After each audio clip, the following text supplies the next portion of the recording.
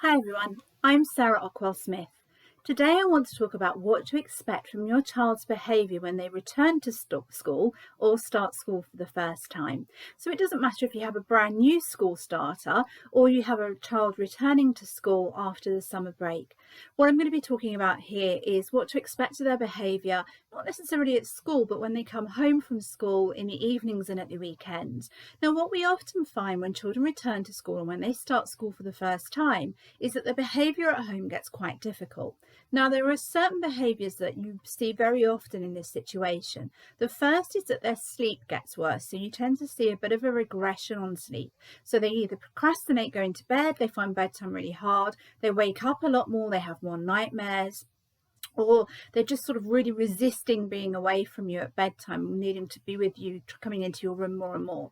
So that's the first thing we see. We tend to also see a difference in eating as well. So they might become very picky about their eating, very fussy about their eating, or really resist eating at home.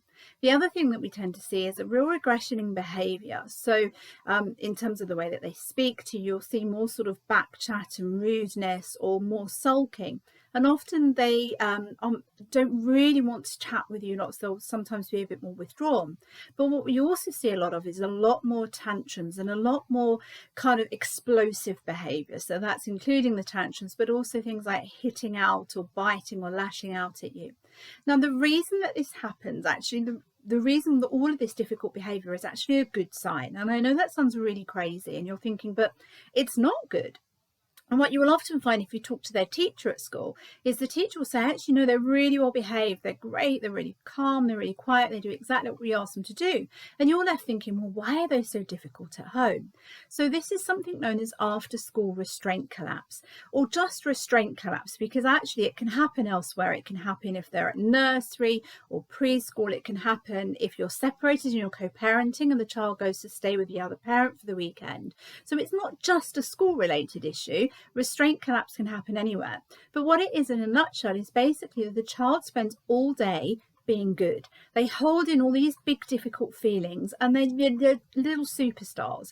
Everything's held in. They do what's asked of them. They sit there quietly. They don't create any fuss. And all day, for 5 hours, 6 hours, they've been on their best behaviour, been really calm, really good, doing you proud.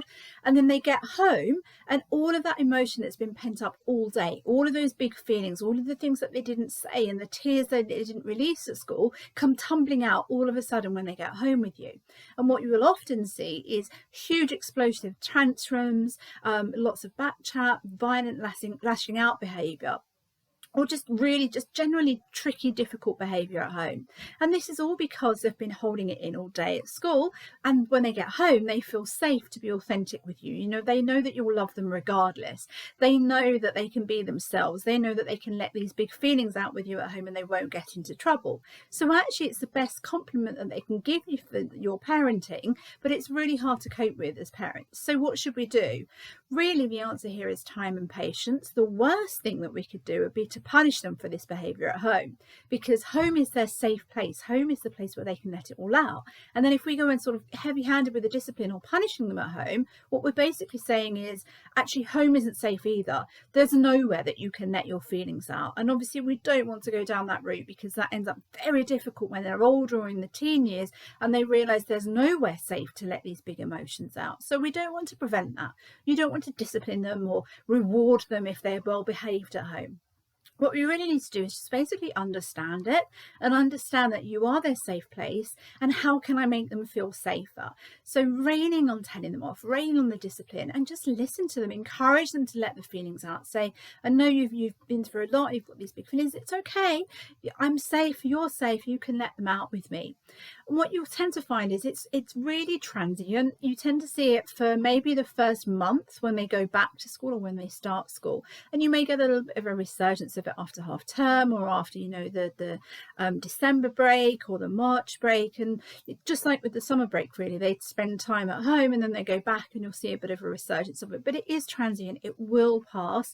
Please don't worry if it happens. It's a sign that you've been doing really great work at home with them, because they feel safe to be their authentic selves with you. So in a bizarre way, as difficult as it is, restraint collapse is something to be celebrated. I hope that helps. If you're wanting to learn more about discipline, do check out my Gentle Discipline book. If you want to learn more about starting school, choosing school, preparing children and settling them into school, check out the Starting School book. If you want to keep in touch with more parenting videos, do hit the subscribe button. I post a new video every Wednesday. Thanks a lot. Bye.